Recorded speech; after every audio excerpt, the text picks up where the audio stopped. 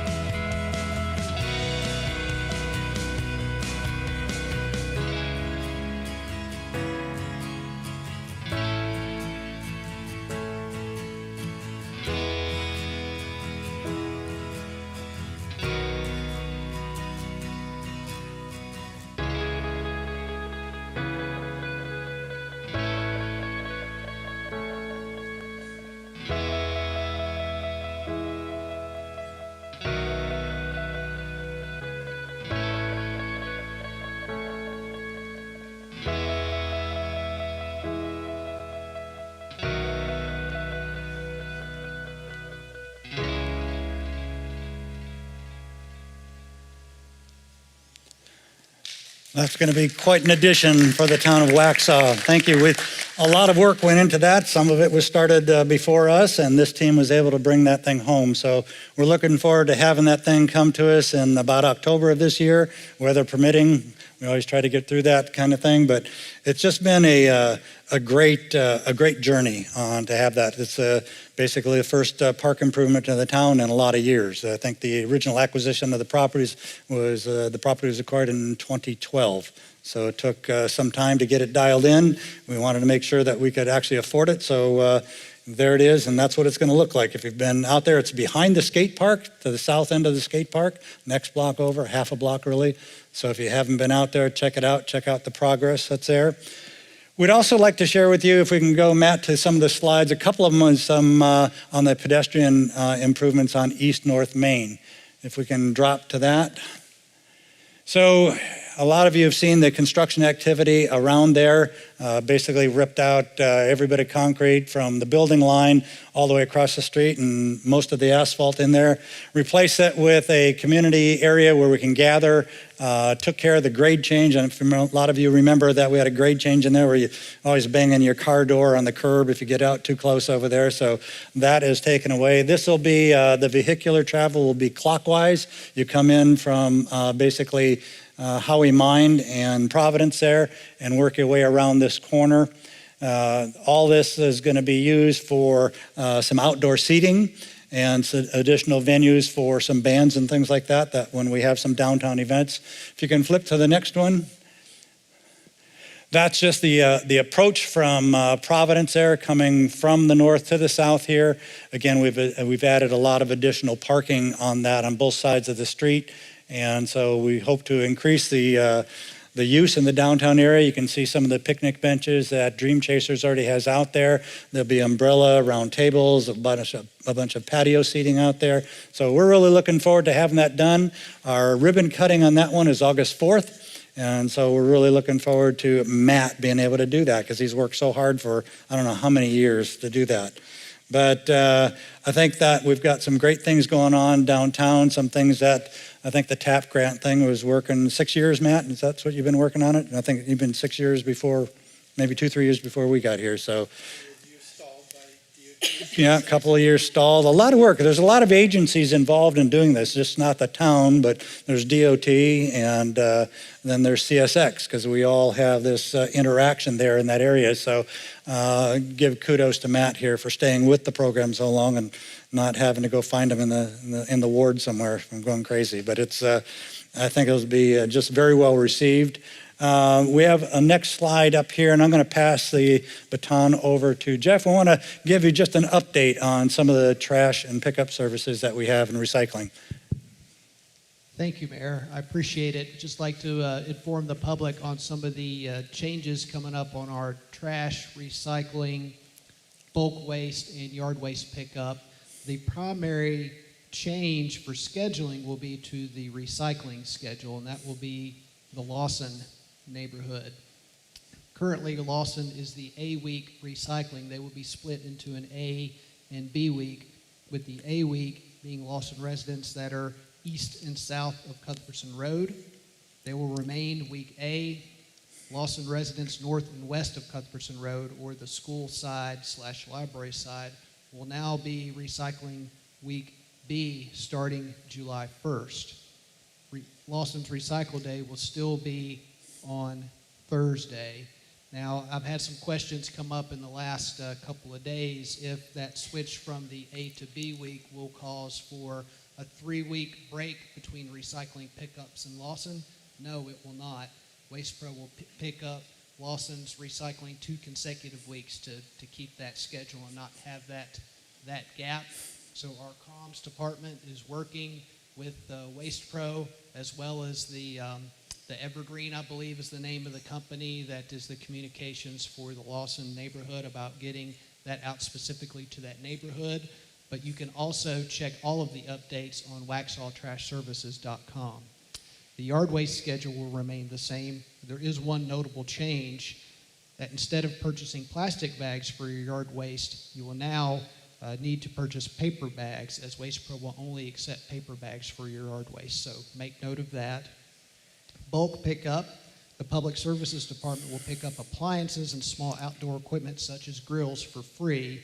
You can call their office to schedule a pickup. Waste Pro will maintain its Monday bulk route. That's a paid route through town. And you can always call Waste Pro to get your larger items picked up.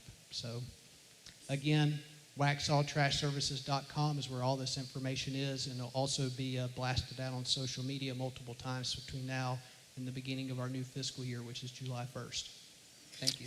I appreciate that. Now, if you don't remember that, look, I can't. Again, remember to go to the website. You can find all that information out. It's available 24/7, as you would know.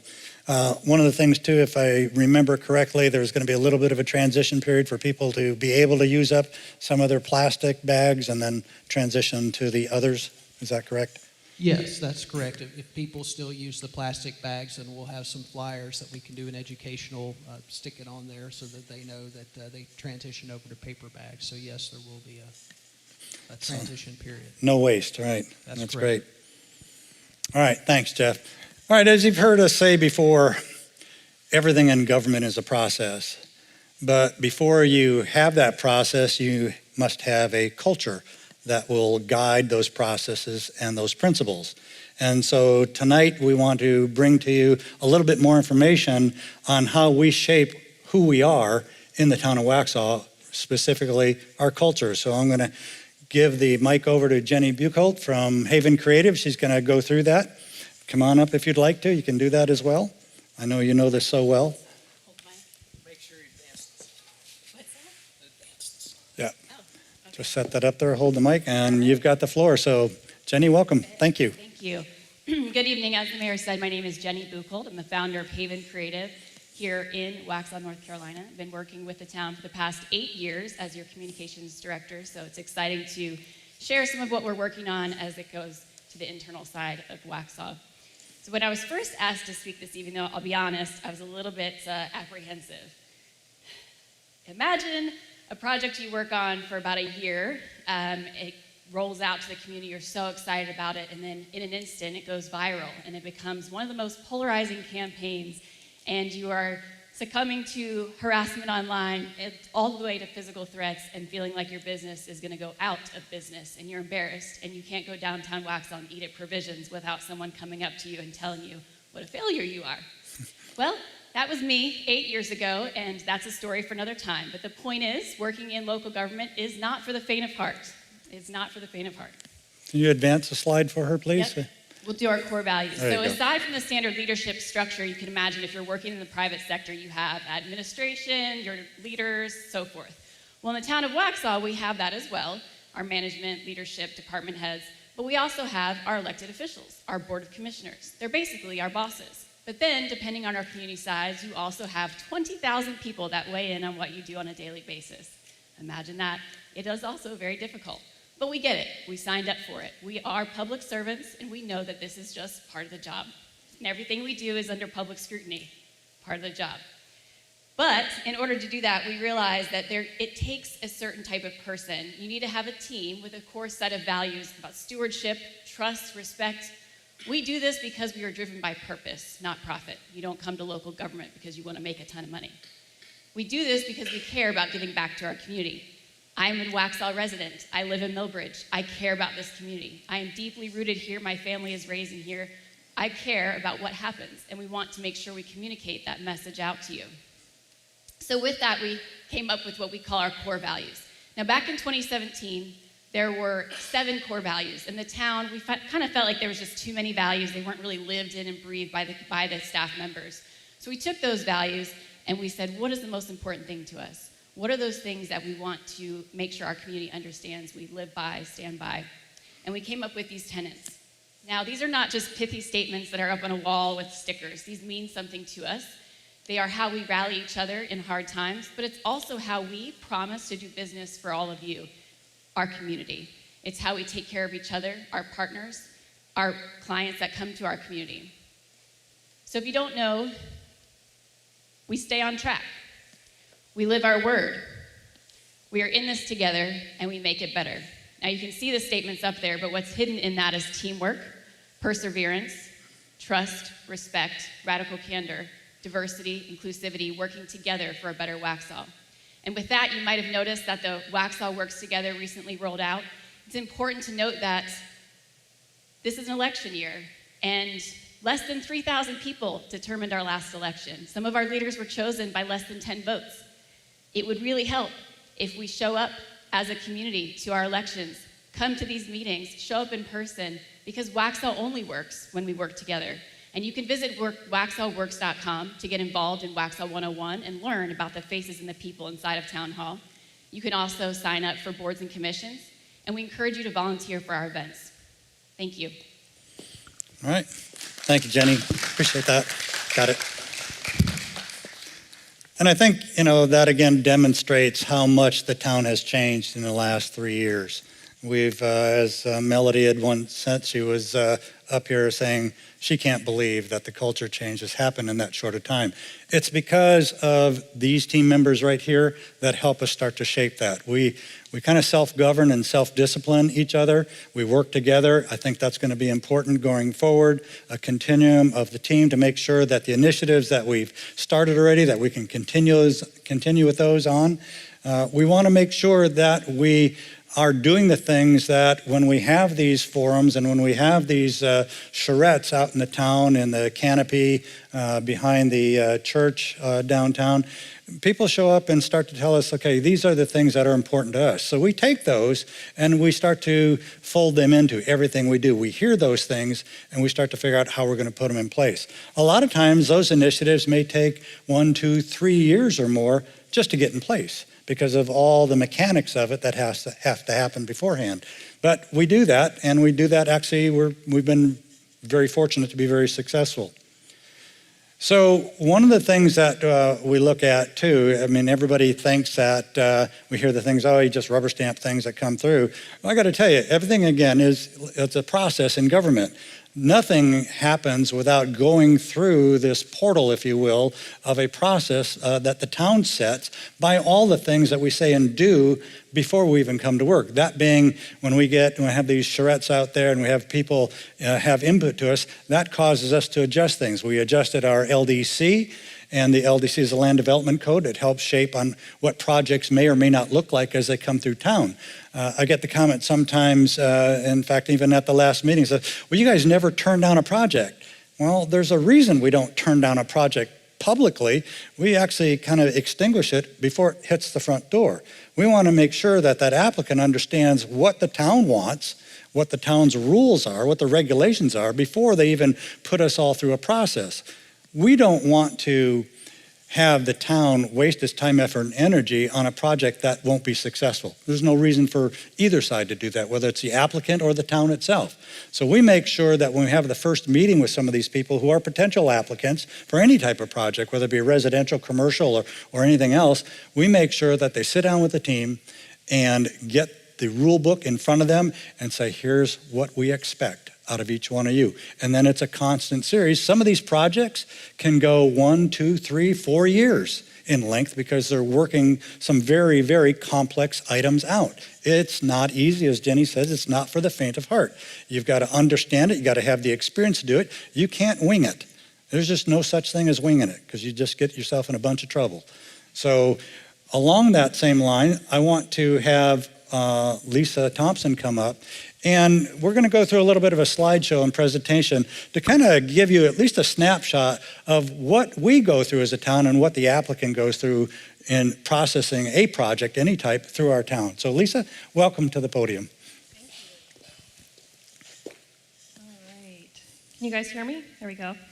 So before we get into process, I want to make sure everybody knows that when a development comes through, we're following our comprehensive land use plan. The plan informs the process. We've had this on the books since 2009. Our most recent version that's been approved is in 2016. Now we're looking out to 2040. So that's what the plan is actually called. It's Waxhaw 2040. You can find some of the draft maps on the website. This is a long-range policy document that guides the town in regards to land use, transportation, public programming, capital improvements. I like to tell folks there should be no surprises. So when you have a vacant piece of land next to you or behind your house, you should have some reasonable expectation of what could be built there by looking at this plan. This also guides our outside agencies. NCDOT uses this comprehensive plan for their road programming, along with Union County Public Works. It's guided for their master plan. It is required by any municipality that has zoning by state statute. So we'll go to the next slide. How do we create the plan? It's based on public input. We were out talking to the residents. I recognize some faces here in the audience tonight. We were out at the events. We have surveys from our residents. We know folks want trails. We want better roads. We want things to do. So how do we plan for that? We also have previously adopted plans to go off of and studies. We're not making this up as we go. We have a lot of plans and studies to go by. We also obtained data from the 2020 census. We have a lot of large families, people like Waxhaw, low taxes, good schools. That's actually opposite from the national trend. National trend shows single family, single user households, right? So how do we plan for that? And then what are some of our current trends and needs and future needs? Retired people are not moving to Florida anymore. They want to stay near their children and grandchildren. So how do they age in place? That's your cottage homes, your developments that's maintained by the common open space is maintained by one provider. And then you have on the opposite end your Gen Zs. They're not buying houses. They want experiences. So how do we plan for them? If you go to the next slide. This is our draft plan. I know you can't see this, but it's 7 land use categories. And what I want to draw your attention is to some of those purple areas. Those are the employment centers. So we don't want folks, we have about a 90% residential, 10% commercial tax base. We need to balance that out. We don't want the residential land developers to buy all this area. We want them to master plan the areas. We want folks to work here, live here, play here. So show us a plan before you come in with all the residential housing. We also have large circles around the downtown. This is where we want our infill development. And then some circles around the brown areas on the map. Those are our neighborhood centers. This is where we want those walkable type of mixed use communities. Other maps on the website include trails and road networks. If there's a planned trail or road line on the map, we want the developer to build it. This shouldn't be a burden on the current taxpayers. We have to fix our own problems. We've heard DOT is $12 billion over programmed. So how do we help ourselves? And this is one way to do it. Next slide. So the mayor mentioned that at the last town hall forum, there was a mention to rubber stamping or approving everything that comes through. This is why I wanted to show this slide. This is a multi-layered process that every project has to go through. Some have to go through 2 of these processes, up to 3. It takes 2 to 3 years to get through this process before they can get to construction. We get calls every day about developers wanting to bring something in, giving us their proposals. We're not going to let a project go through the process, the resources, the time and money. It's $500,000 to $1 million just to get through the process. We're not going to let developers go through that process without it being vetted, and it's something that we can actually get approved. And then up there on the top is our home starts since 2020.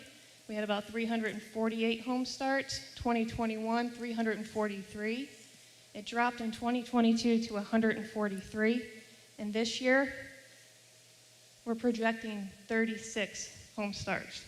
This is the end of the Millbridge phase, where that was approved back in 2004. So it took us this long to see that out.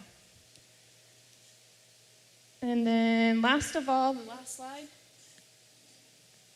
we want to make sure we trust our ordinances. So after we do these rezonings, we have the ordinance to protect us and get the product that we want and need. We're continuing to look to update these ordinances. We know we need to do better with traffic and open space and park programming, and we are. We have a new parkland and fee in lieu. So if Lawson was built today, they would be required to dedicate a 30-acre park to the town. Same thing for traffic impact analysis. Every car coming in and out of these new subdivisions has to be accounted for and has to be mitigated. We have these ordinances on the book today, but none of the projects that have been approved over the last 5 years since we've had these ordinances have made it to construction. And I think that's all I have. Well, that's great. No, I think it's great. Matt, can you drop back one slide for me, please? And we'll stand up here and talk about this together a little bit. One of the things that we want to point out on this as well is a lot of people talk about change of zone. Well, we don't have too many of those because we've basically pre-zoned the town.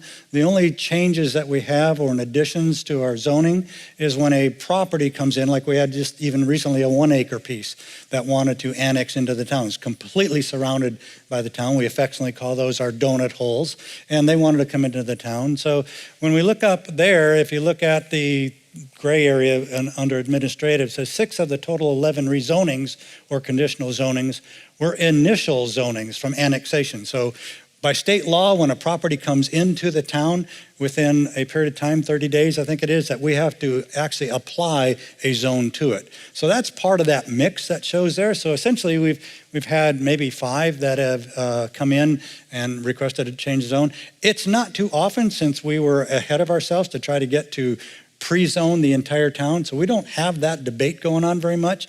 We have a good shape for the town in our LDC, and that's all attributed to this team that works here every day for all of us and all of you that makes the town a better place to live every chance.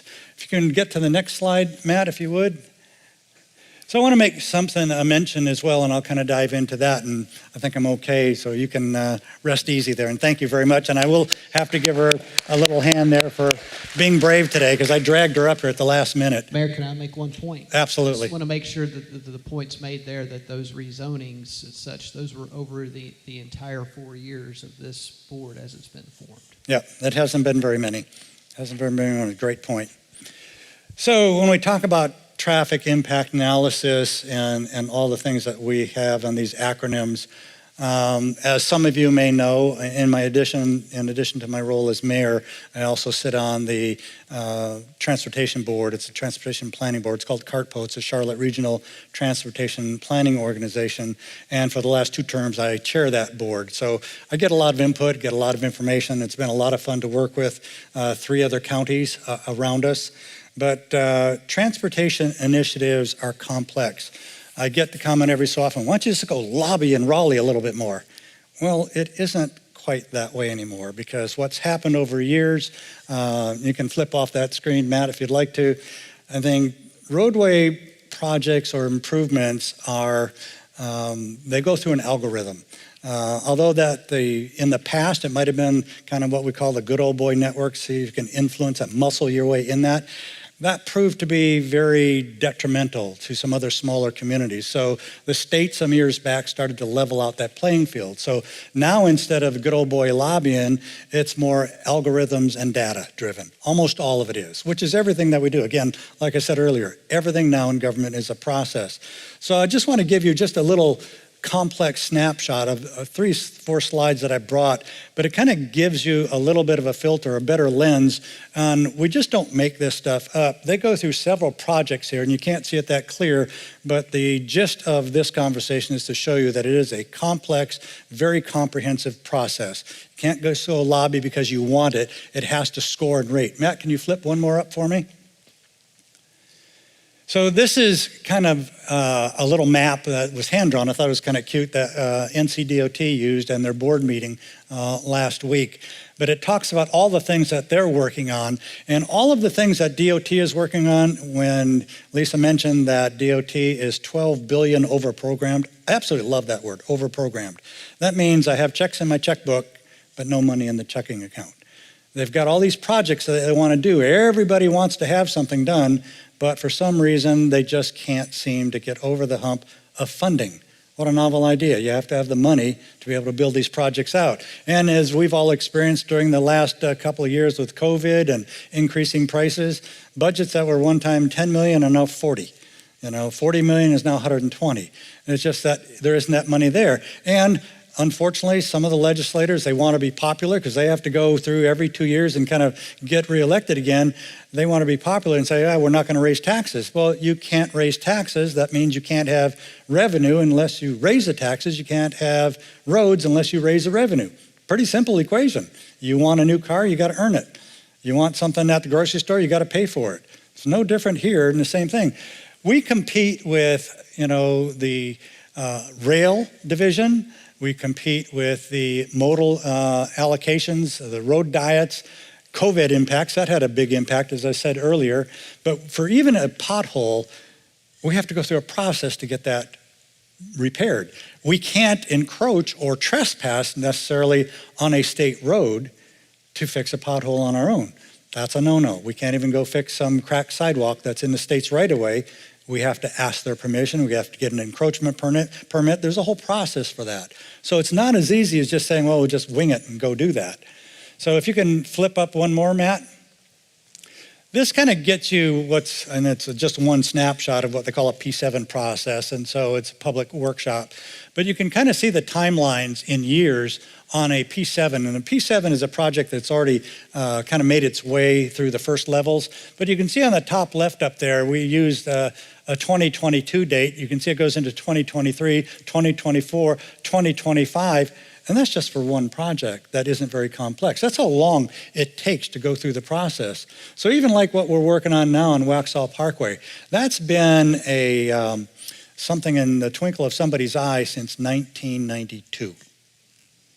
That's a long time to sit there and not be able to do anything because somebody didn't either follow a process or didn't know the process or they couldn't fund it. And that's the things that we work on every day. You can flip one more, Matt. Again, the scoring is how you get these projects done at DOT. It isn't like, well, I'm going to go talk to Joey and he's going to talk to Fred and he's going to talk to Mary, they're going to get this done. It actually scores. And in some cases, you have to almost have a real problem for them to pay attention to it to give you a solution. If you're out in the middle of nowhere and no growth and nothing's going on out there, you're probably not going to get the attention of DOT that you think you should have.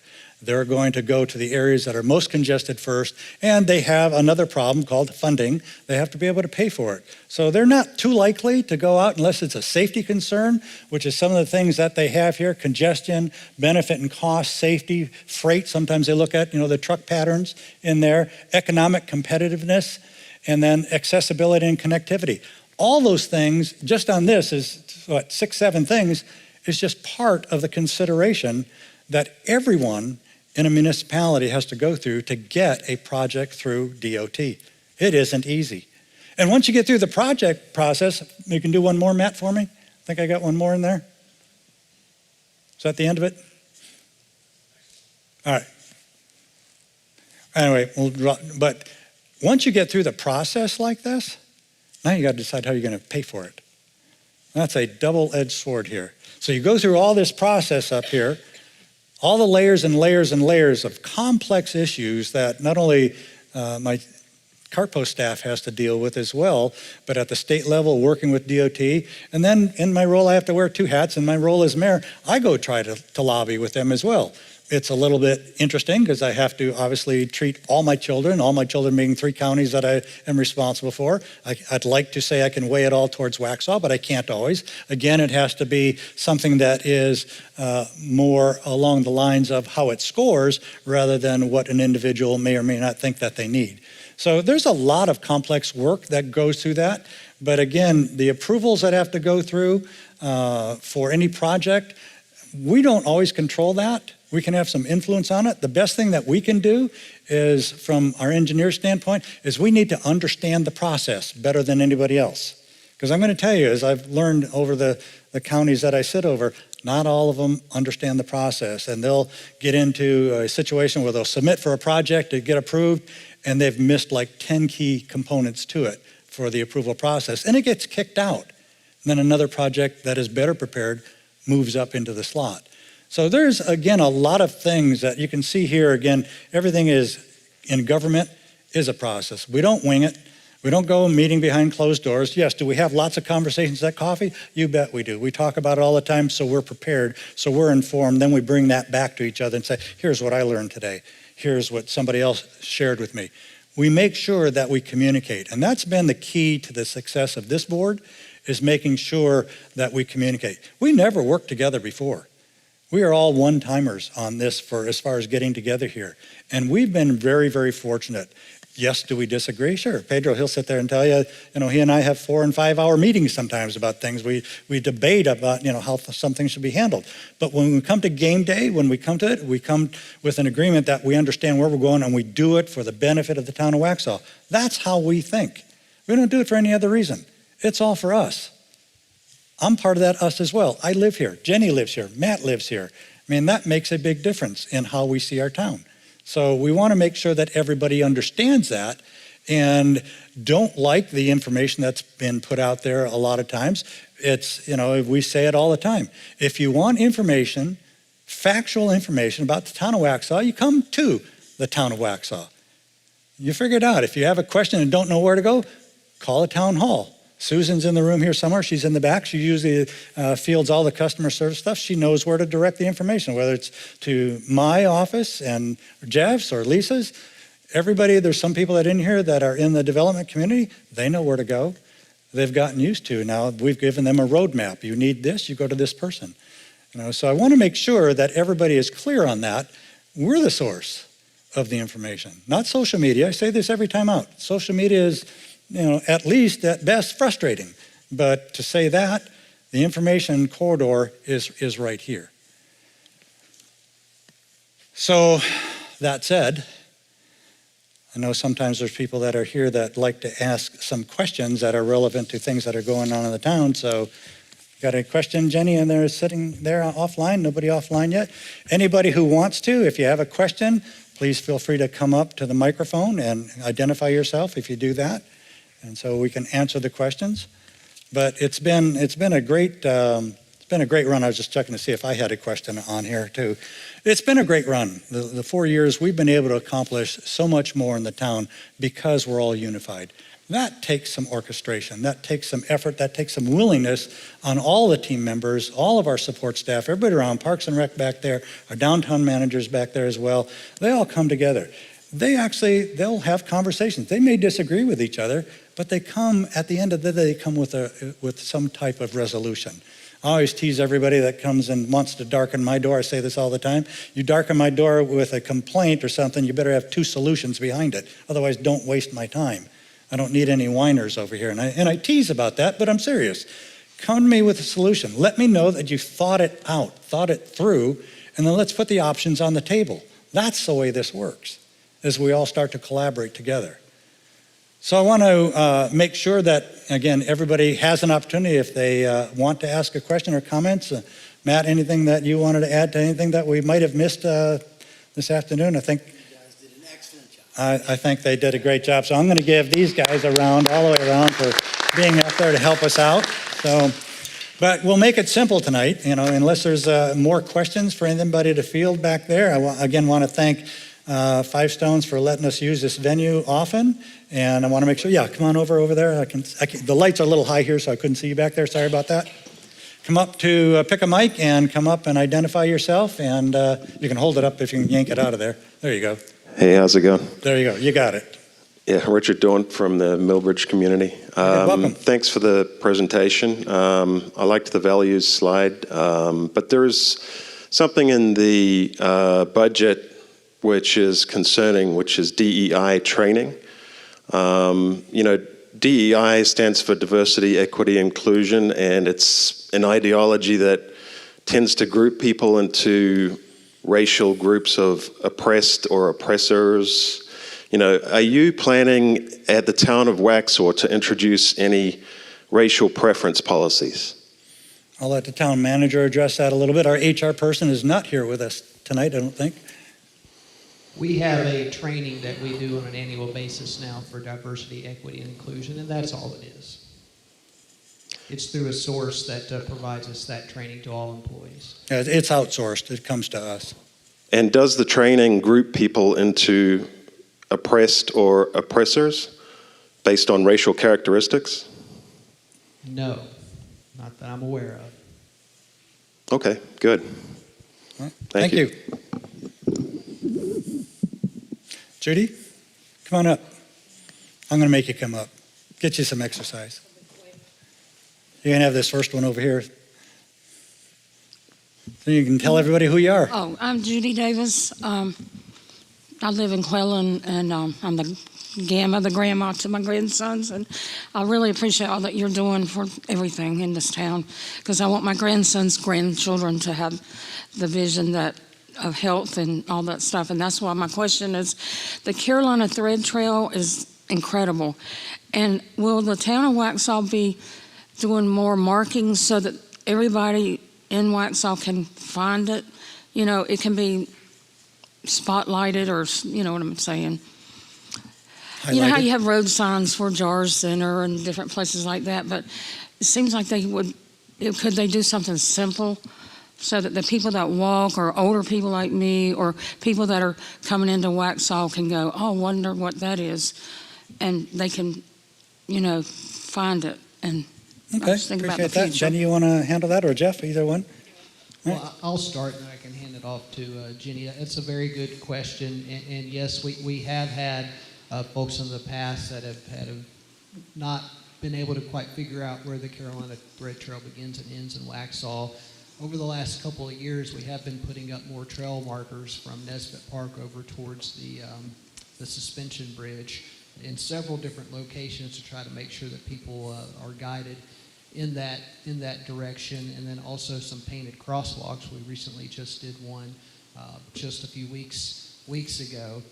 I would encourage, if there are other spots that you feel like that we're missing that need to be marked, just let us know. We're always happy to entertain other spots.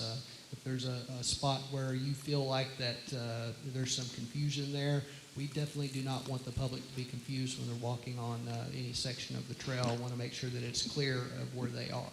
Well, with that new barn that was purchased, or the health, you know, that gym, isn't there going to be a location near there for to get to the trail? Or maybe I'm reading it wrong. Well, now this will test my memory. This might be more of a Dina help question here, but I do believe that the Carolina Thread Trail does go somewhere in that vicinity, but Dina's coming to the rescue now. Okay, because that's close to downtown. Hey, girl. You know, Judy? I'm confused as usual. No worries. But it's close to downtown where a lot of the tourists will be coming. And Yes, That's ma'am. all. So actually, the Carolina Thread Trail will come through Millbridge, and then it will also hit Waxhaw Marvin. It's going to go right beside the new rec center and go right into our downtown, go over the pedestrian bridge, and then go out towards Mineral Springs. yeah, mark it really good for Yes, us old ma'am. people. Thank you. Thank you. Yeah, thank you, Judy. Yeah, Jenny? Is it on? Yeah. I was just going to add that, yes, we are definitely actively marketing, and Dina would tell you it's the year of the trail, so it's getting more exposure than normal because the state of North Carolina is helping to market that 300 miles of trail that we have connected here in Waxhaw. And if you've noticed, a lot of them are in Millbridge, but there's wayfinding signs that we've created, so this area that you are in the trail is kind of marked throughout. We also do have new Parks and Rec stickers that we're handing out and really showcasing the fact that Waxhaw is a place to enjoy the outdoors in the parks.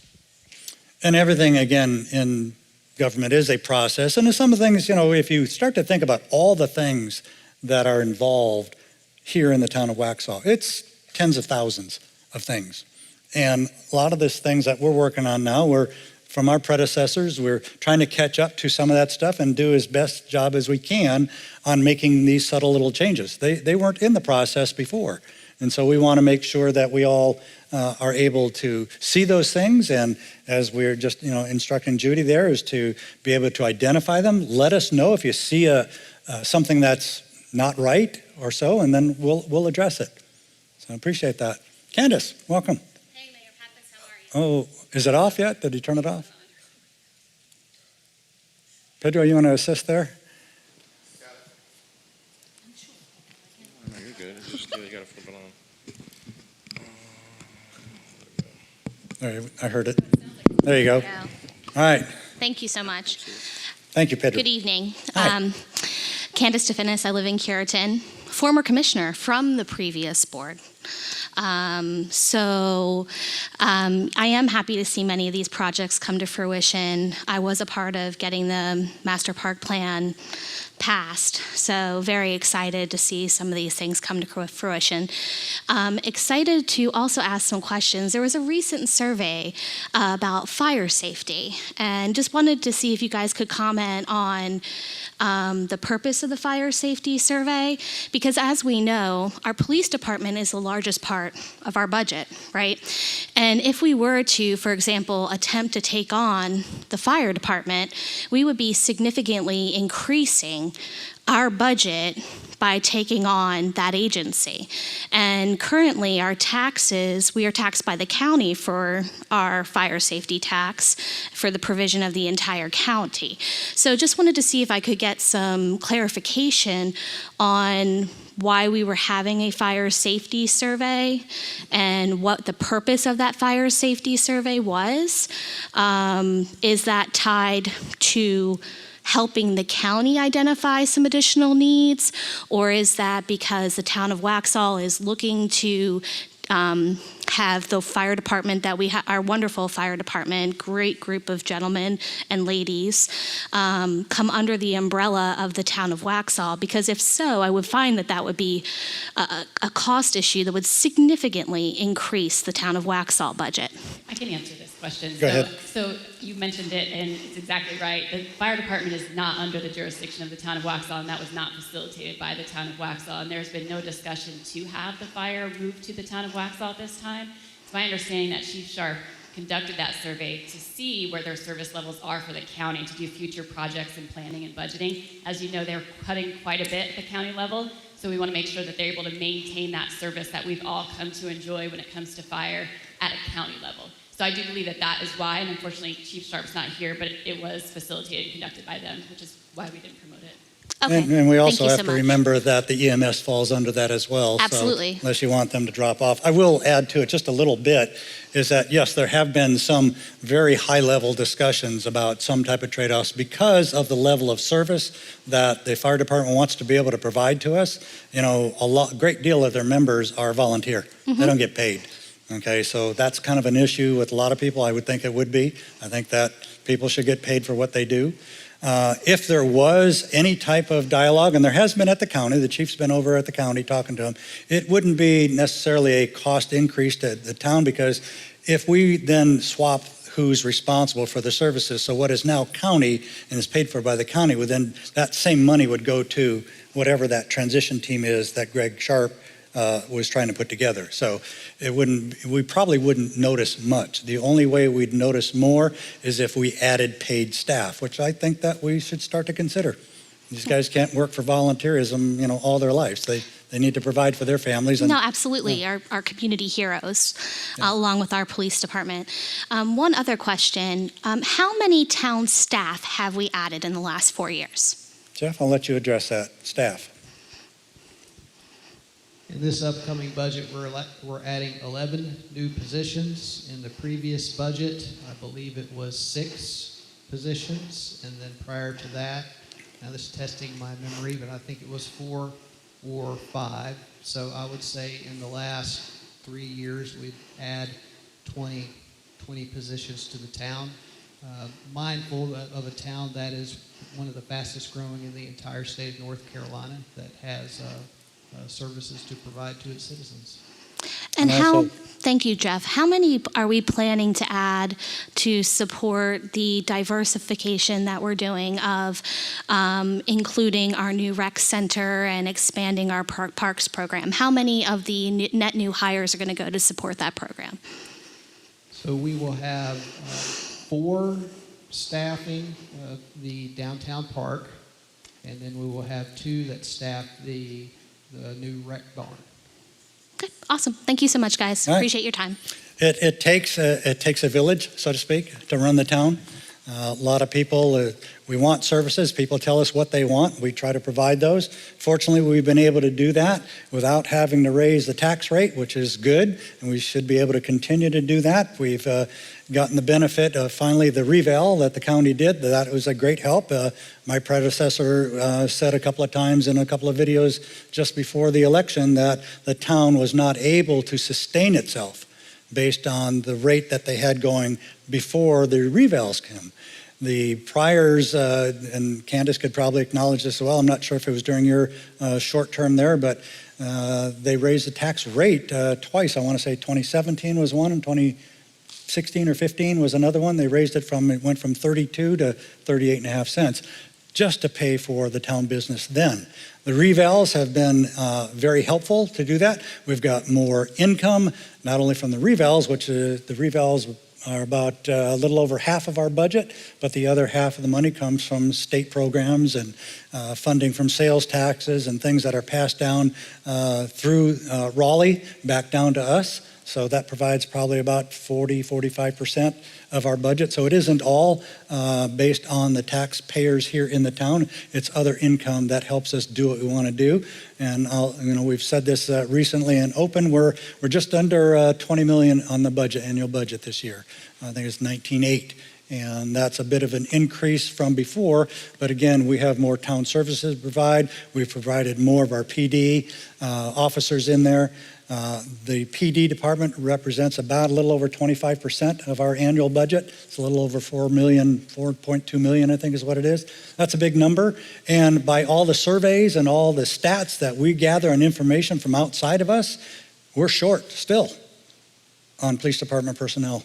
And so we will continue to grow that department and try to backfill those needs. And the same thing with everything else that we have. People say that they want these certain things.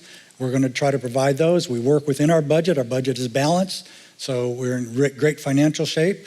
And that great financial shape, actually, opportunity came up to buy that rec barn that we bought recently here. And we could do that with just some of the money that we had in our pocket, and also it was seller financed. The seller had a need not to take all the cash at one time, so they structured a purchase with her without having to go for a commercial loan. So she was basically the bank, which is great because then it was easy for us to close.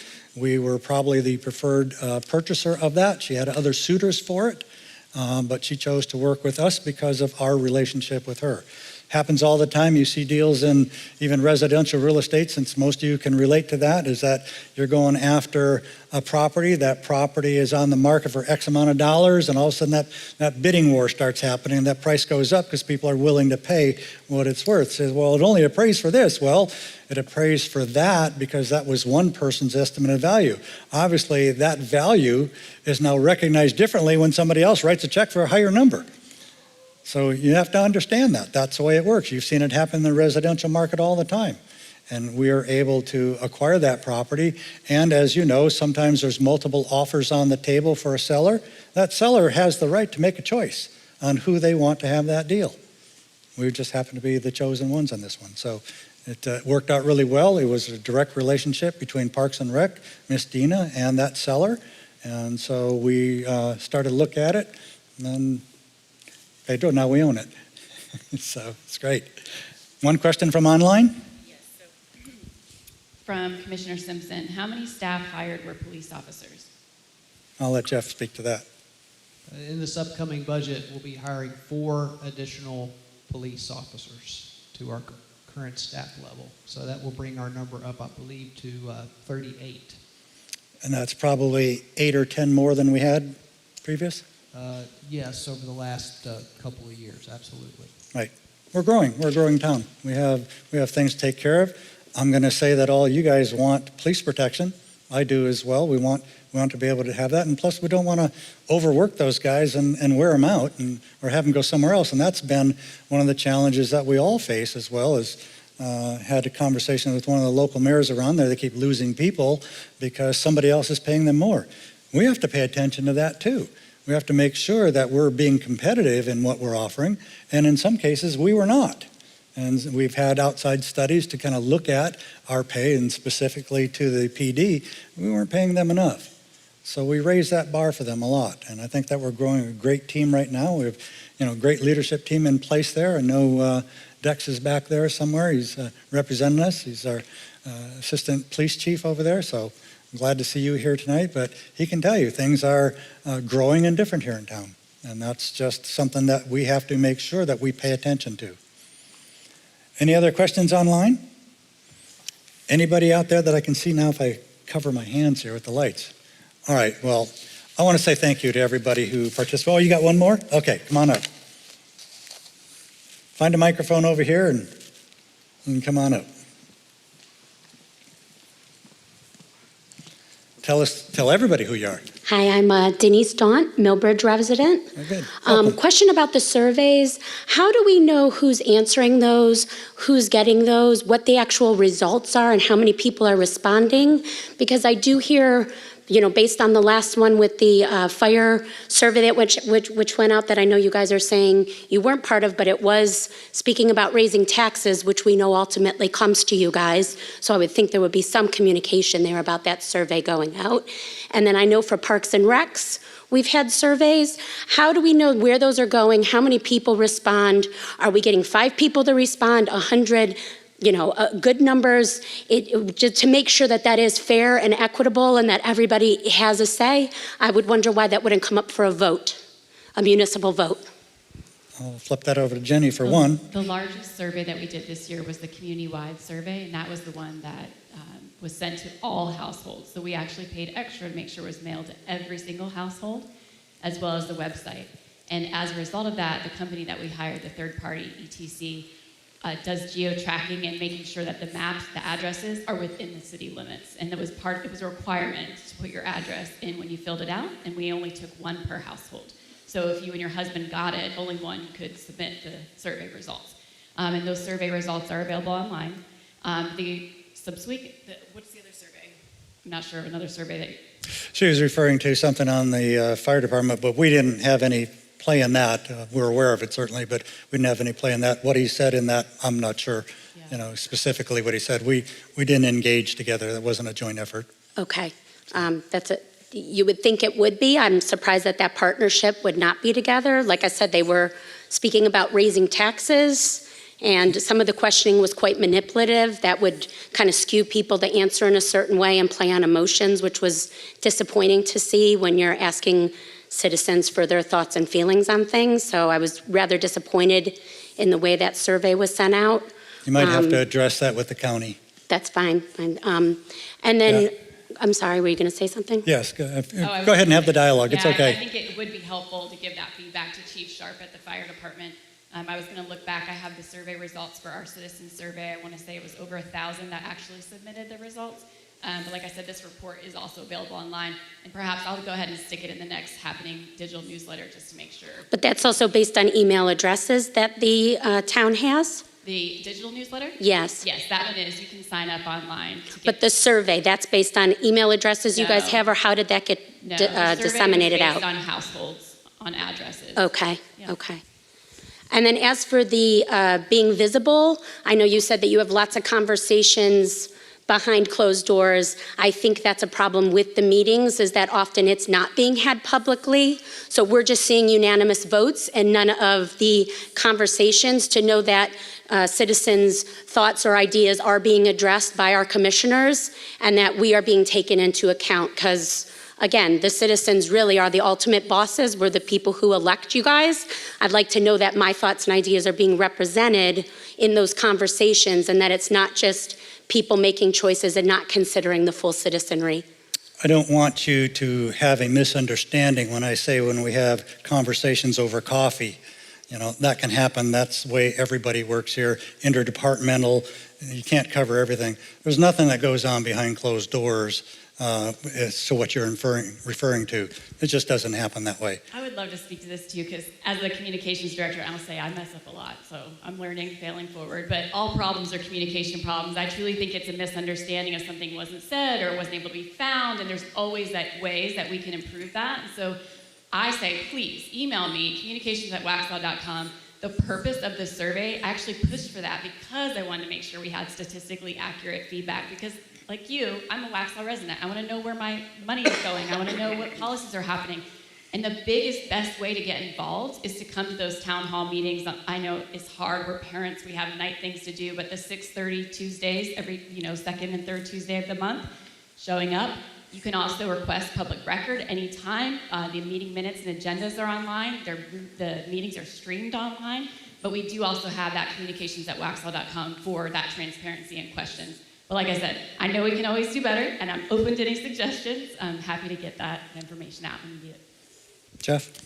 And I'd like to do one more plug for Waxhaw 101. If you want to know what we do on a daily basis and how it's done, sign up for that. It's a 10-week class. It starts at the end of August this year. It's every Wednesday up through the end of October.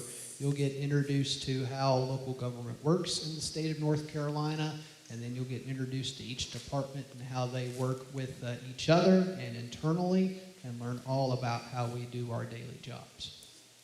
And the Citizens Police Academy. And the Citizens Police Academy. One last little plug. Like, I wasn't joking. It was really scary to stand up here in front of you all today because I have a little bit of PTSD about things going wrong, but I also put myself out there on our Millbridge Facebook page for that reason. I mean, we are really, really trying to make sure everyone understands what's going on. So we are boosting out these programs, the Waxhaw Works Together, the trash page, for facts. And like I said, all the meeting minutes and agendas, the open fiber communication. Thank you guys for being here, by the way. I see you. We're trying our best to make sure you don't feel surprised by things going on. And the communication, again, is always an issue, whether or not so. But I think that, again, everybody needs to be engaged in the town. Survey is probably a good example. So you send out 6,900 and you get 1,000 back.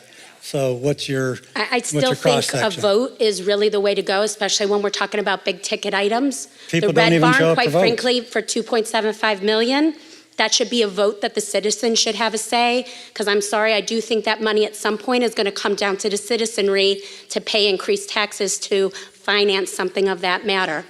It was not 2.75 million. The purchase price was 2.5. We paid $750,000 in a cash down payment and then financed 1.7 million, and we're doing it within our own existing financial resources.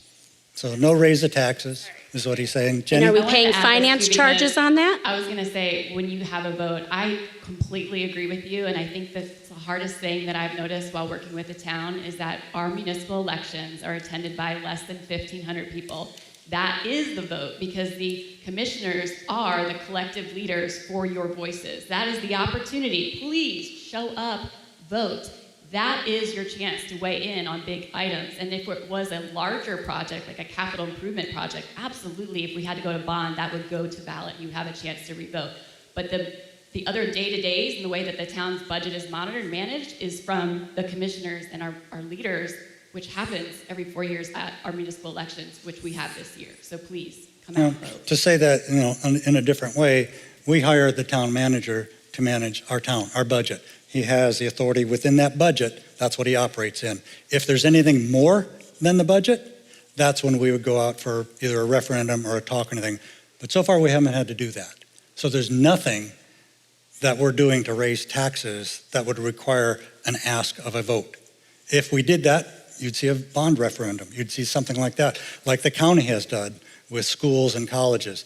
They went out to the voters and they did it that way because they didn't have the revenue or weren't willing to devote the revenue out of their general fund to fund it. And it's big numbers. I think the last one was 31 million bucks, I think it was for the county school in there. Pedro, I don't want to lose you. You had a comment. You didn't want to lose the track of it. I just wanted to add something real quick. I'll take this one from I'd have to say, and not because I'm a member of this board has been the most transparent board that I've seen in a while, whether it be Waxhaw or any other municipality.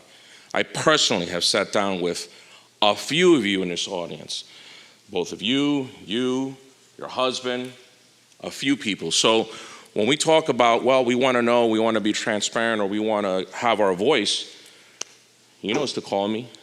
He's called me and sat down, okay? All the other commissioners are available. You can reach out to them, the mayor, the staff, okay?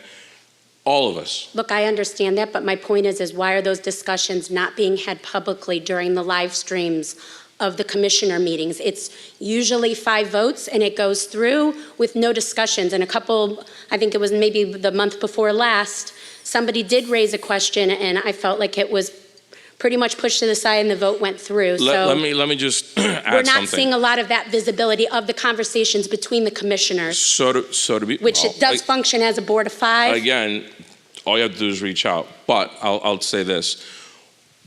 When we are in those negotiations, or we'll go into a closed session, okay, there's a reason for that. And the reason being is that both sides of that negotiation deserve a certain level of privacy as they're negotiating.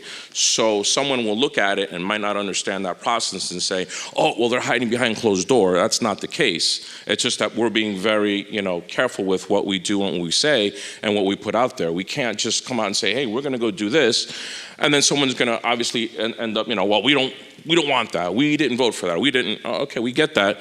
But you elected us to do what's best for the town, and that's what we do. But we have to respect the whole process. And that process is slow, as the mayor said. Okay, it requires a lot of preparation. And we talk about the things that have happened. Okay, none of these things could have happened if we hadn't planned it the way we did. Okay, that comes down to funding. That comes down to putting everything, mechanically in that process. And it takes a lot of time. And the things that we're doing now, I mentioned this because it's one of the reasons why I got into serving the town, is what we do is not for us, okay? What we do is for our kids and our grandkids. Those are the kind of decisions that any legislature should be making. It's not for us. These are the things that we're taking care of now because it wasn't thought of back then, okay? The things that we do now, like putting in that town campus, that means our kids won't have to worry about it the way our kids are worrying about it now. We're worrying about it now. They won't have to because that's our property. We're not paying taxes or rent or anything else to anybody else, okay? That's what they did with the police department. The building's huge. They can grow into that. We won't have to worry about another police department for years. Okay, so that's why. But those negotiations have to be that way at times because it protects everybody, including the town. Because if we come out and say something, okay, if I say something in confidence, right, I'm in trouble because somebody's going to catch wind of that and say, oh, he wasn't supposed to say that. Because there's a process. As long as we follow it, everything turns out okay, When it comes to the athletic barn, I saw it as a win. It's for what we paid for it. Thank you. For what we paid for it and what it's going to provide in the future for the kids. How do you argue negatively against a building, a property that's going to benefit kids? Kids are already benefiting from it from the previous owner. Now it's just in the hands of the town. So if you ask me, I think it's a win. We are working on a lot of development at accelerated rates. We have a town hall being built. We have a new park that was being built that looks gorgeous. That's for the kids. So let me ask you. How do we know we're not over-maxing our funding to push us into a place where our children are going to not even be able to afford to live here anymore? All that information is on the website. Like the mayor said, we're not doing anything to overextend ourselves. We did what we did to put us in a position where not only are we in an excellent shape financially, but we're not having to come out and put out a bond or do any of these other things, okay? The county did what they had to do to get those projects through, and so did we. And because of that, now we're getting through all the needs, what we need, okay? Later on, we can address the wants, and I don't want to be a bit of a buzzkill, but trails are a big thing for me. I also live in Quellen, and the thread trail actually kind of goes through Quellen also. But those things cost money. So how do we get there? That's a need, by the way. The former mayor had warned us and said, hey, there's wants and needs. Okay, well, we took care of a lot of the wants, the needs. Maybe now we can focus, but we'll see, because we have to prioritize. We have to make sure that we're fiscally responsible. So as we look to the future, okay, with the shape that we're in right now financially, maybe we can fix up a trail here and there. Maybe we can get the federal government to come and help us. I mentioned the word grants before I got on, and people looked at me like I was strange. I mentioned social media to reach out to people. People looked at me like I was crazy. And here we are, okay? Facebook streams this live for folks that can't make it. Grants have assisted us in hiring more police, getting these trails, and some of these other things. So I get it. It's strange and different ideas, and you might sit there and say, well, I don't know what he's doing, so how do I trust him? take a look around at what's happening in this town and tell me another time in its history where more has been accomplished. My other question is about traffic, because there was, a few weeks ago, there was an accident that Stand on there. bottlenecked downtown to a level that I would say is unsafe. I drove home regularly from my place of employment. Traffic is quite horrific at night, that quite frankly, when the fire survey came out, there's no need for us to pay for more because they couldn't even get out on 16 during rush hour most nights. So how are we managing all this development and the additional traffic that our country roads are not made right now to build? And I know that, of course, that's handled by another area, but it is something that we need to manage here at this level, that we don't have too many people on our roads, that our services cannot even get to us and protect the present residents. Jeff, you want to dive in on that? I know we all can. Matt? Matt, come on up. This calls for our town. This calls for our town engineer. Matt Hubert. Matt Hubert, this is our town engineer. Thank you. So, this is a huge issue, and again, a lot of the decisions were made before this administration was even here. When we looked at the numbers of the housing starts, there haven't been any to talk about the traffic that we're actually putting up with. And a lot of it is not the Waxhaw residents, it's residents of the county that have to come through Waxhaw to get to where they're going. And so it's not going to be solved at the Waxhaw level completely, but we've seen DOT not be able to meet the guidelines, the deadlines that they had already set for, say, the widening of 16. And so we've seen the writing on the wall and know that they're not going to come to our aid. So we've been very active with the CRTPO trying to get our funding. The Parkway is a great, fantastic idea whose time is way past, and we've got to really work to get that in place. That's the solution. We know we can't widen the downtown intersection. The buildings are there, the train's there. We do have the overpasses coming on the west side of town, so we will not have a gridlock in an emergency situation. That's funded, that's under construction, that will be in place. We've put up stoplights at Crave Iron and 16 before DOT was going to do it. We used our money toward that end.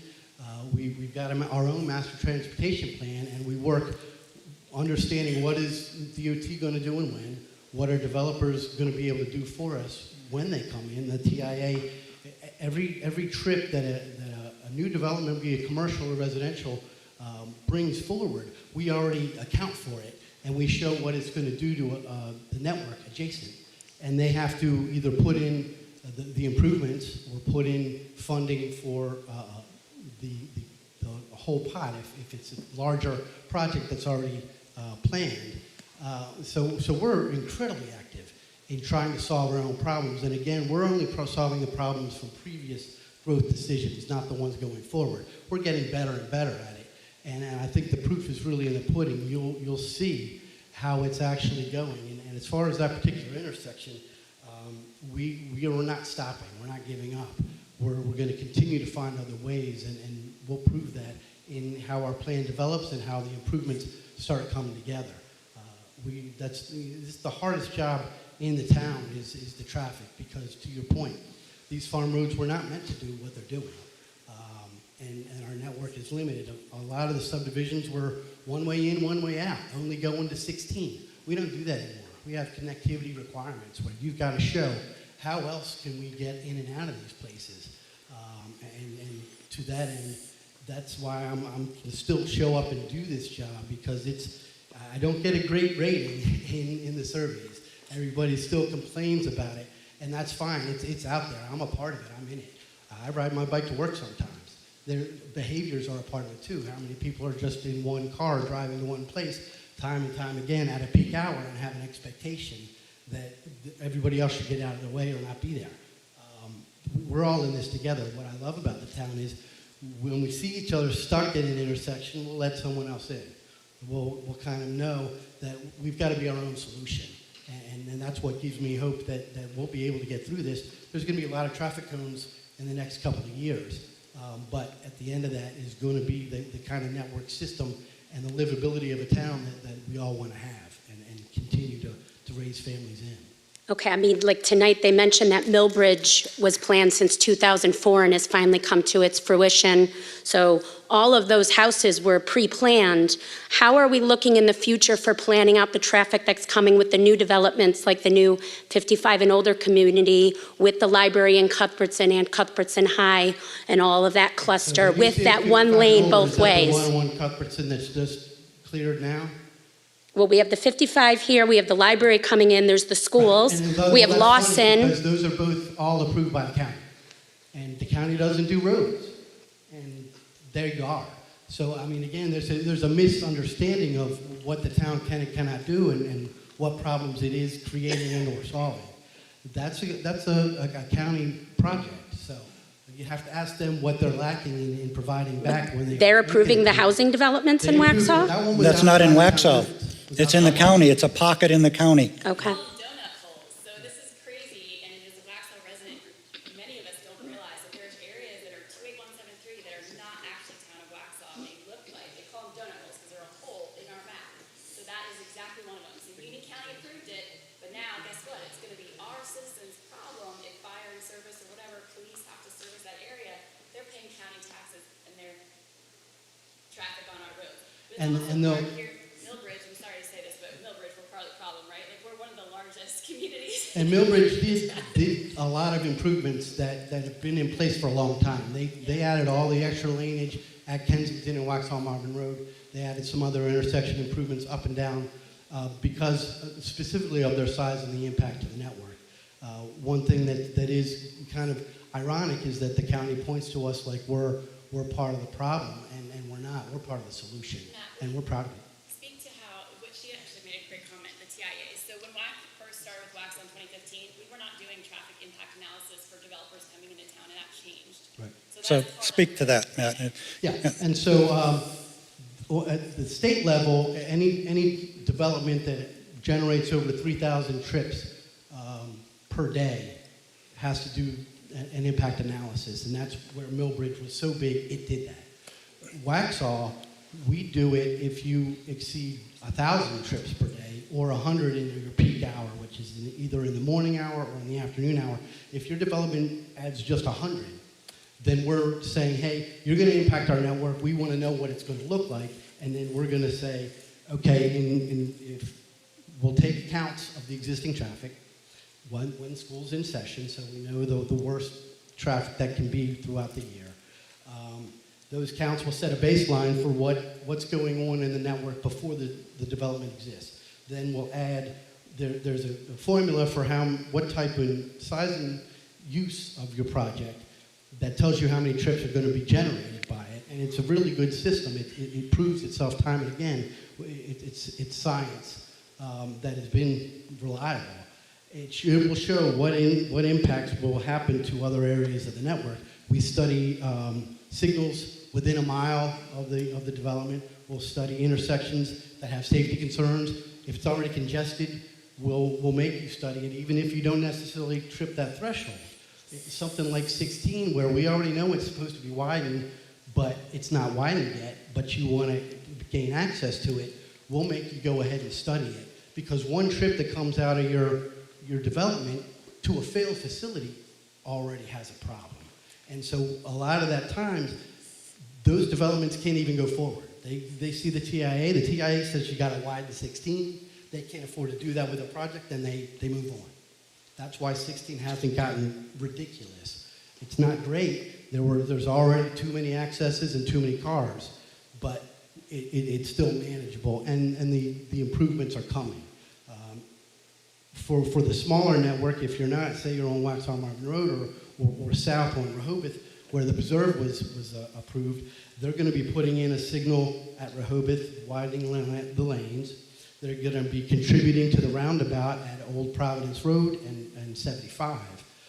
So those are the things that actually come about when we come in, we do an analysis, and then we compare the size of the development and what it needs to do to improve our network. They'll be providing a left turn lane at 75 going north 116.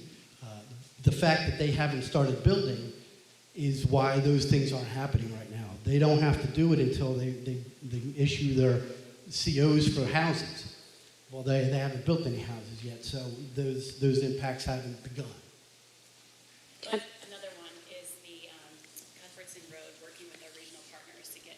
Sure. And so one of the things that kind of came up without us realizing it is all the congestion on Cuthbertson, particularly during school hours. And I think it was last year during exams when the schedules were a little different, and the whole road backed up. And Ann Simpson was like, hey, this is crazy.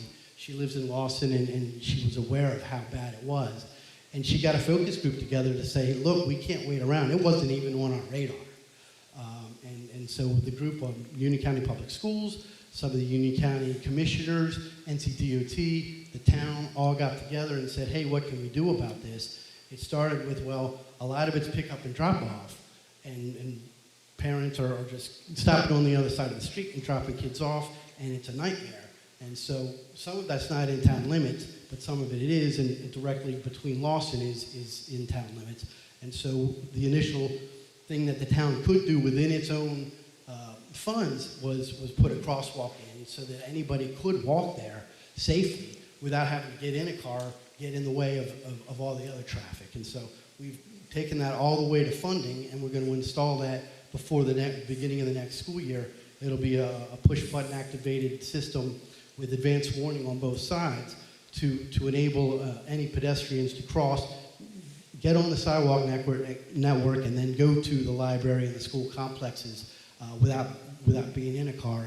And what's even better behind that is now we're looking at, we've just done counts, and it looks like we'll be able to get a signal if it meets DOT's warrants, where we'll actually have a traffic signal installed. It takes longer because we have to follow a DOT process, but that's something we just met with DOT yesterday in regular meetings that we have with them to continue to show what we're doing, what the development community wants to do, what they're doing, and make sure it all is in the same, we're all on the same page, so that we're solving these problems together and not having them kind of pop up here and there and nobody be aware of it, because it's so complex and so expensive.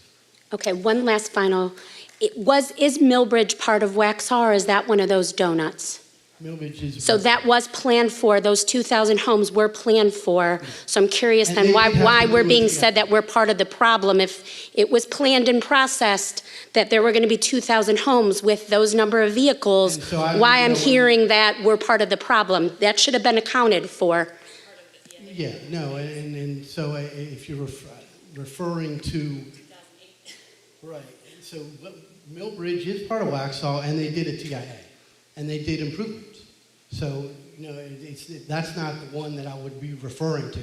It would be some of the other ones up and down that didn't do TIAs, that only have one way in and out. And then, like I said, when the county makes approvals right next to our borders, and then we don't get any actual mitigations from it, to me, that's not solving our problem.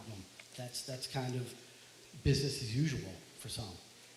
I think what Matt's saying as well is, I think the list that I think was one of Jenny's last slides has a list of bullet points of things that we do now that weren't done before.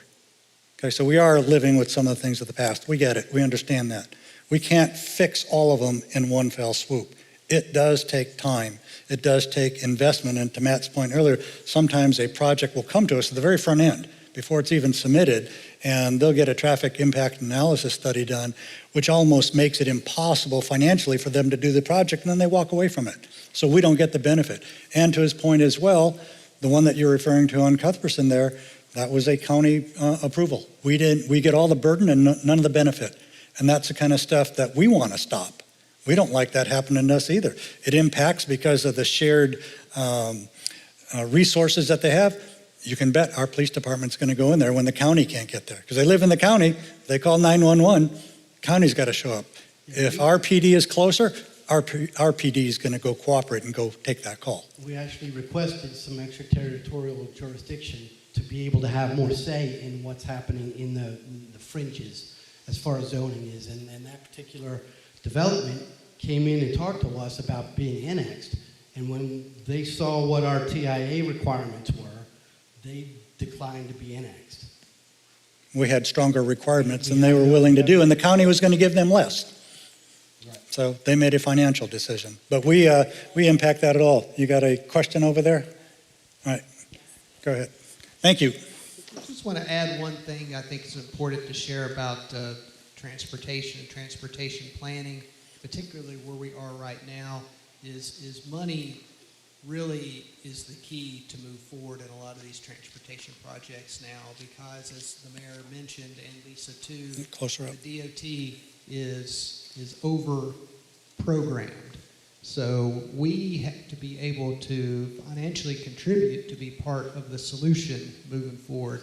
Several examples. The roundabout that's coming in a couple of years at the intersection of 75 and Old Providence Road, that does not happen unless the town of Waxhaw contributes to that project. The traffic light that will be up at the intersection of Bonds Grove Church Road and 16, which will be a temporary solution until it's widened, that's going to happen in a couple of years. That would not happen without the town paying for that. Any solution that we have on Cuthbertson Road that's being worked through now, that would come because the town would pay for it. The traffic light that's at the intersection of Gray Byram Road and NC 16 right now, that is in now because of a phone call I made to the NC DOT and said that we would pay for that traffic light.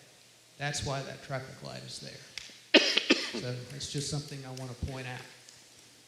Jenny, your question? Commissioner Simpson is asking if Matt or Lisa can speak to the strictness of Waxhaw's ordinances versus Union County, and then how much of the Waxhaw Parkway has been secured to be built by developers. Two ways. I think Matt's addressed that. The question was on...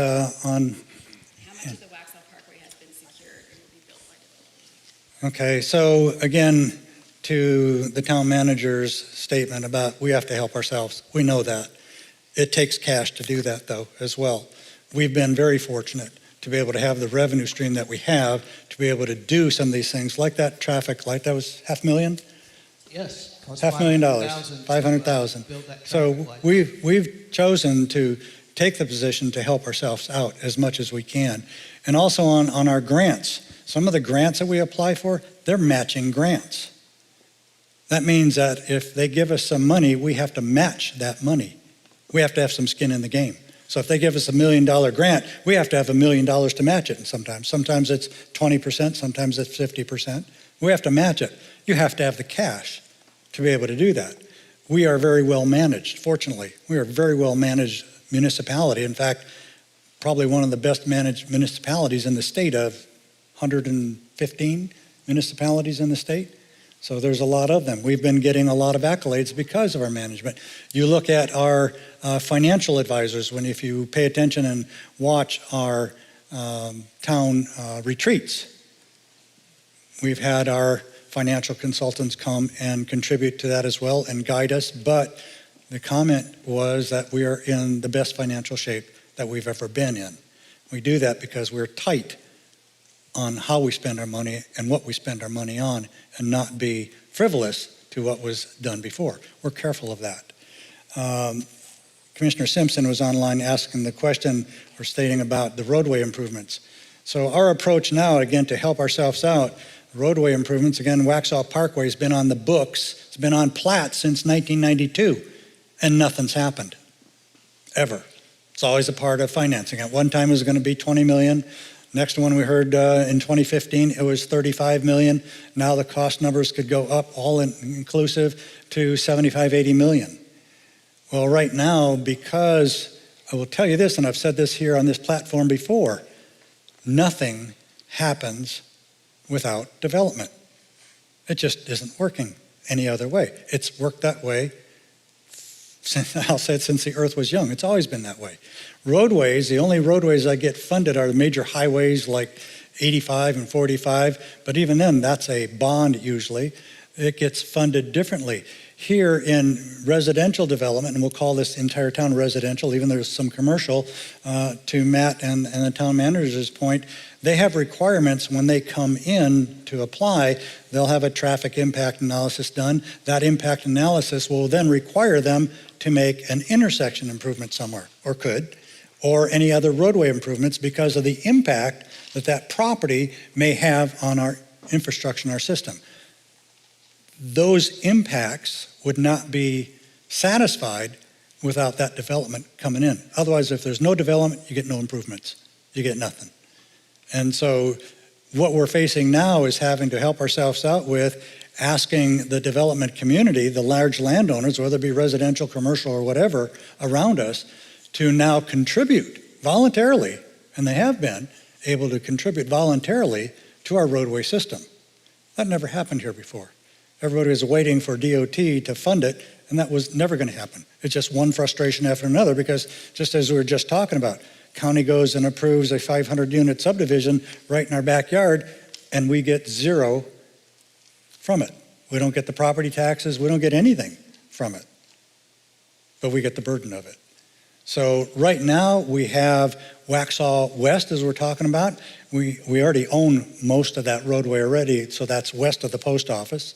It goes down to a dead end. There's a short section about 200 feet that needs to be processed somehow.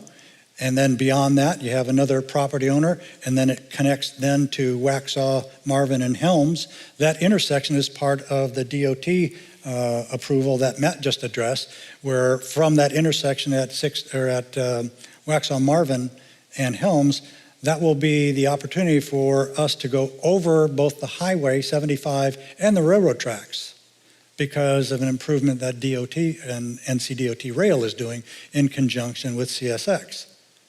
That wouldn't have happened before because there wasn't the ability to negotiate that. There wasn't the ability or the experience to ask those questions. Again, we're dealing with a lot of those. We've probably got a good opportunity to secure a majority of the parkway, and we've done that in the last couple of years. By when those developments come to us, they will put in that roadway. They'll grant us the right-of-way and do a partial improvement on it so we can have access to it. Waxhaw East is a good example. That is from Mavis Tire to the east as it wraps around. The eventuality of that and the plan from 1992 takes it from there all the way down onto 75. It's been adjusted several times and never done. Now we're moving towards that direction because those properties want to come and be developed. It's probably right for them. They're going to do that, but they're going to pay for that roadway to go in. That's a big, significant difference. Again, the difference in how we approach things and what we're able, because of our relationships with all the large stakeholders around the town, because of our relationships, we're able to do that negotiation and bring that down.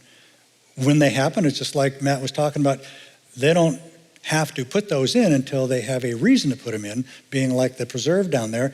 They don't have to contribute to the roundabout, the traffic signal, or the contribution to 16 and 75 until they get their first certificate of occupancy. So that's part of the agreement. And so when that first house gets delivered, they will have had to pay us for those improvements, if not put them in earlier.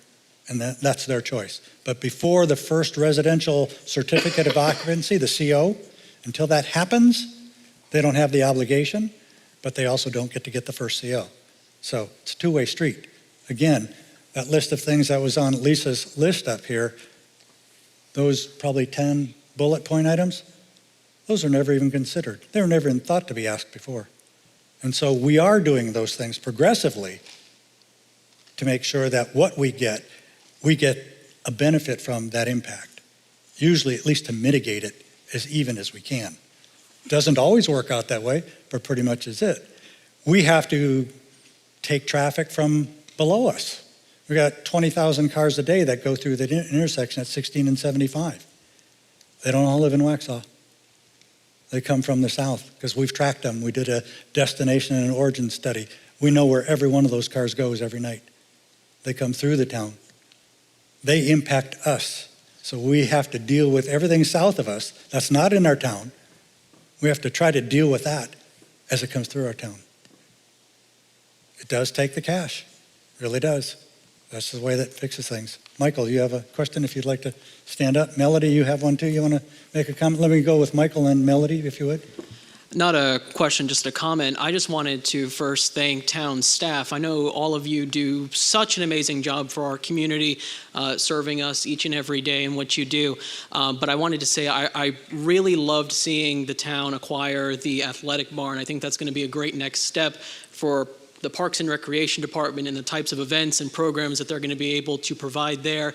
And I just want to say, more parks and recreation related investment in our community. Obviously, I think we all know the benefits that they provide us: parks, trails, greenways, blueways, even on 12 Mile Creek. But just more of that, and I'm just very happy to see what y'all are doing. And why don't you tell everybody who you are and what your role is here in the town? Yeah. So again, my name is Michael Evola. I live in Quellen, so I'm a few of your neighbor, and I am the chairman of the Parks, Cultural, and Recreation Advisory Board. So I'm a leader volunteer here at the town. Thank you for all the things that you do. Really appreciate that. Thank you. Melody. Hi, I'm Melody Schuler, assistant to the town manager. I just wanted to also contribute that we are looking in multiple different areas to acquire funding for these transportation projects of the town. We are lobbying our state legislators to contribute funding towards these projects. Also looking for grant opportunities for transportation and whatnot. So just wanted to contribute that. I appreciate that. And to her point as well, a lot of those grants that we get from the feds or the state, they require a financial match. Town was never in position to do those things before. We are now because we're in good financial shape for a lot of reasons. But again, about 45% of our revenue comes out of our businesses, out of our state, our licenses, all your license plate fees and the sales, part of the sales tax that when you buy a new car, which I tease all the time, tease with people, and I'll say this teasingly out here. I mean, part of the problem is, we have children and we buy them cars. So we're all contributing to the problem of our own. So, we've got to remedy that.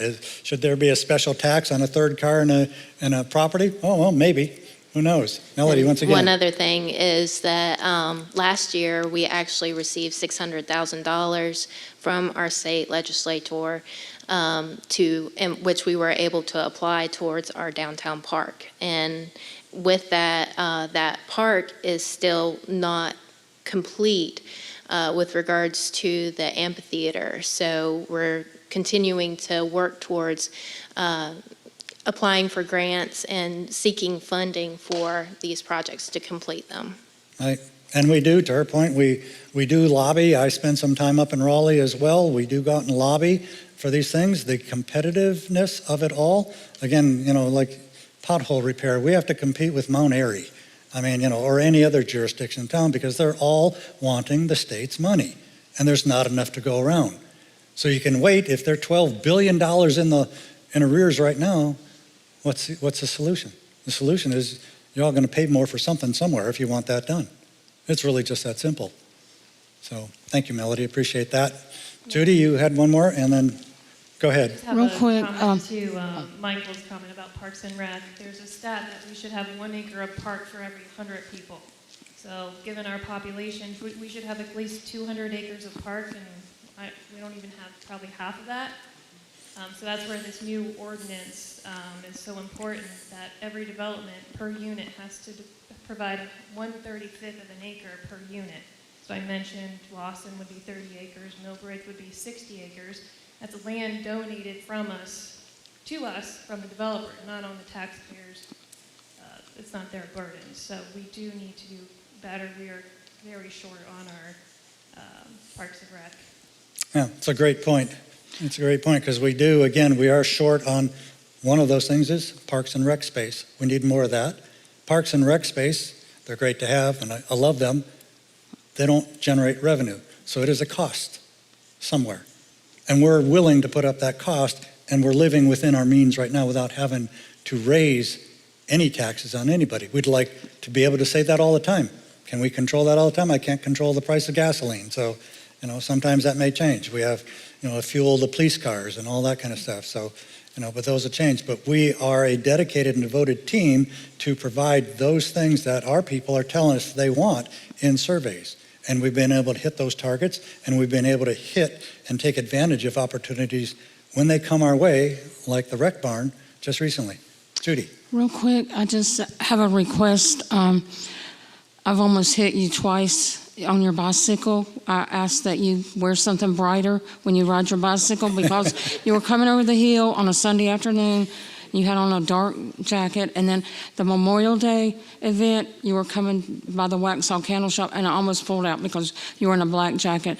And I do support you and our team, and I'm a safe driver, a very slow driver, but please start wearing bright colors when you ride your bicycle I'll wear around. bright colors like this just for you. Just Judy's for a me. nurse, so if she runs me over, I'm going to be okay. But it's okay. Yes, I was out all day that day and didn't get to change the colors. I do ride my e-bike around town because it gives me a little boots on the ground look for around the town, and it seems to be very popular. So appreciate that, but don't run me over. I know you see me, so that's great. All right, anything online back over there? All right, it's 7:46 right now. I think we've been able to have a really great dialogue tonight, so I thank you all for engaging with us and understanding. I will also, again, re-encourage you, understand how your government works before you make comments somewhere else.